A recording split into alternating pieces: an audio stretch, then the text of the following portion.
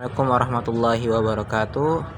Saya Rian Rahmadani dari jurusan Ilmu Al-Quran dan Tafsir ingin mereview tentang The Story of Quranic dari halaman 15 sampai 70. Nah, ini membahas tentang Nabi Muhammad mengenalkan agama Islam kepada orang-orang Makkah dengan membaca Al-Quran.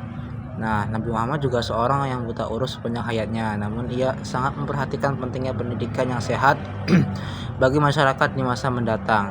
Beliau mencurahkan segala upaya dalam pengembangan pendidikan, manfaat, serta imbalan para pelajar.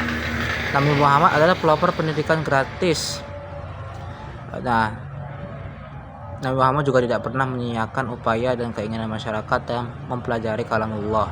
Beliau memberikan peringatan bahwa siapa yang ditanya ilmu yang telah dikuasai lalu ia sembunyikan, orang itu akan dililit di api neraka di hari kiamat. Nah, Al-Quran juga disebut sebagai kitab tertulis meskipun diwahyukan secara lisan selama periode Mekah. Ayat-ayat Al-Quran sudah tertulis sejak awal perkembangan Islam meskipun masyarakat yang baru lahir masih menderita akibat kekejaman pihak kafir Quraisy. Nah, Nabi Muhammad sering memanggil para penulis untuk mencatat ayat yang turun, terutama Zaid bin Sabit. Lalu penyusunan Al-Quran dalam satu jilid utama merupakan tantangan karena nasikh dan mansuh dan perubahan ketentuan hukum maupun kata-kata dalam ayat tertentu memerlukan penyertaan ayat lain secara tepat. Meski Nabi Muhammad tidak merangkum semua surat ke dalam satu jilid, penyusunan Al-Quran dalam satu jilid itu memerlukan keputusan dan kebijaksanaan yang tepat guna memulai penyatuan Al-Quran. Allah Subhanahu wa Ta'ala memberikan bimbingan para sahabat dalam memberi pelayanan terhadap Al-Quran sebagaimana mestinya memenuhi pemeliharaan selamanya terhadap kitabnya.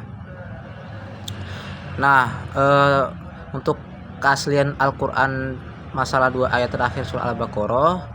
Nah, kata tawatur digunakan dalam Islam untuk mengumpulkan informasi dan berbagai sumber dan perbandingan di mana jika sebagian besar menyetujui suatu bacaan, maka hal yang sedemikian memberikan keyakinan akan keaslian bacaan itu sendiri. Para ilmuwan biasanya tetap berpegang pada pendapat bahwa sekurang-kurangnya itu pasti terdapat setengah lusin sumber riwayat yang lebih dikehendaki, di mana dengan adanya jumlah yang lebih besar kemungkinan pemalsuan akan semakin mengecil. Dalam hal kualitas sebagai kitab Al-Quran, bagaimana kita dapat menerima suatu naskah kulit kertas dan beberapa hafalan para sahabat sebagai alasan tawatur yang dapat diterima. Namun tidak ada perselisihan tentang sumber-sumber yang ada pada surah Al-Baqarah. Lalu kita beralih ke sejarah ilmu Arab kuno. Abbott menyatakan bahwa manuskrip Arab Kristen tertua berasal dari tahun 876 Masehi. Dan sementara Awad menemukan manuskrip yang lebih tua dari tahun 867 Masehi. Ada banyak manuskrip Al-Quran dari periode ini dan menyimpulkan bahwa Syriak memengaruhi Al-Quran. Nah, perubahan ejaan dalam bahasa yang baru muncul seringkali dalam masjid mempertahankan keunikan dari masa lalu sementara beberapa aspek menjadi kuno. Pengalaman penulis pada tahun 1965 dan keinginannya untuk mengubah menjadi skrip Latin. Nah, segitu saya menjelaskan. Lalu di sini saya akan menjelaskan tentang buku rekonstruksi sejarah Al-Quran dari halaman 11 sampai 142. Nah, Jazirah Arab terisolasi baik dari daratan maupun lautan adalah tempat munculnya Nabi Muhammad dengan wahyu ilahi pada abad ke-7 Masehi. Nah, kawasan ini dianggap terpencil dan biadab oleh negara-negara adikuasa. Meskipun penting ya secara geopolitik sebagai zona penyanggah di Timur Tengah yang saat itu juga dikuasai oleh 2 imperium besar. Nah, Mekah tanah air pertama Islam adalah pusat perdagangan yang makmur, sementara Yastrib atau Madinah adalah oase kaya dan kota niaga. Meskipun Madinah penting dalam misi kenabian Muhammad, Mekah memiliki pengaruh yang lebih besar dalam Al-Quran. Pada akhir abad ke-6, pedagang Mekah mengontrol perdagangan antara pesisir barat Arabia dan Laut Tengah. Khalifah dagang berperan vital dalam ekonomi Mekah yang bergantung pada impor makanan dan memilih ekonomi yang berbasis perdagangan dan finansial. Ketika Nabi Muhammad SAW diangkat sebagai nabi, ada pertanyaan mengapa wahyu tidak diturunkan kepada tokoh-tokoh terkemuka di Mekah dan Taif. Al-Quran memberikan jawaban religius dan naturalistik, menegaskan bahwa Allah mengetahui di mana menempatkan kerasulannya. Nabi Muhammad awalnya menyampaikan risalahnya secara pribadi kepada keluarga dan kebanyakan mereka berasal dari kalangan tertindas. Al-Quran mencatat tanggapan terhadap berbagai oposisi dan pandangan yang ada pada masa Nabi Muhammad tentang asal-usul wahyu yang beliau terima. Al-Quran menegaskan bahwa wahyu tersebut bersumber dari Allah, bukan dari inspirasi tanah atau jin. Selain juga ini membahas bagaimana konsepsi Barat sejak abad pertengahan hingga saat ini seringkali mencerminkan gagasan yang tidak didukung oleh penelitian ilmiah saat serius dan cenderung bersifat apologetik yang bertujuan untuk membela keyakinan Kristen dan menanamkan rasa percaya diri di kalangan umat Kristen. Lalu Al-Quran itu menggunakan kata wahyu dalam berbagai konteks, tidak hanya untuk komunikasi antara Allah dan para nabi, tetapi juga untuk komunikasi antara manusia dan makhluk lainnya. Seringkali tidak akurat dan bersifat apologetik, bertujuan untuk membela keyakinan Kristen, terutama selama perang salib. Selain itu juga teks tersebut menguraikan membela Al-Quran, merespon tuduhan bahwa wahyu berasal dari sumber setaniah, menegaskan bahwa sejak pengutusan Nabi Muhammad, jin dan setan tidak dapat mendekati berita-berita langit. Lalu Al-Quran menggambarkan pengalaman kenabian Nabi Muhammad sebagai sesuatu yang sangat spiritual dan internal. Meskipun ada dorongan eksternal yang mungkin memicunya, dalam hadis-hadis awal, Nabi Muhammad SAW menjelaskan bahwa wahyu yang kadang datang seperti suara gemirincing, lonceng.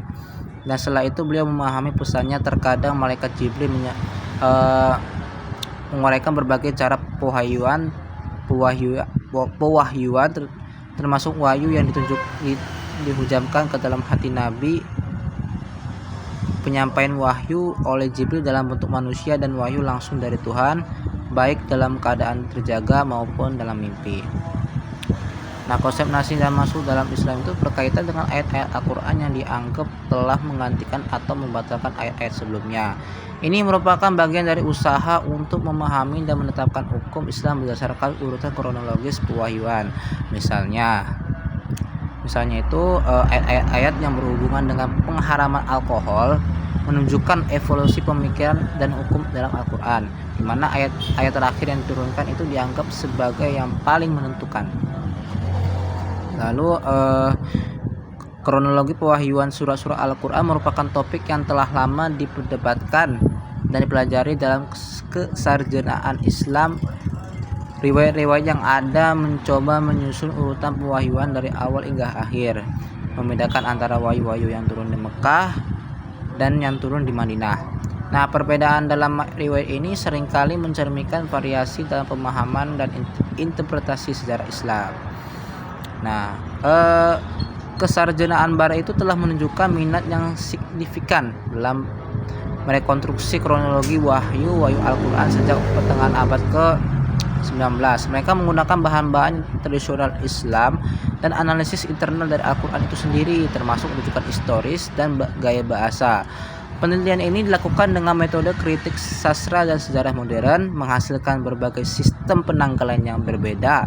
Ini menandai perbedaan pendekatan antara kesarjanaan Islam yang lebih tradisional dan kesarjanaan Barat yang mungkin telah kritis dan berbasis bukti.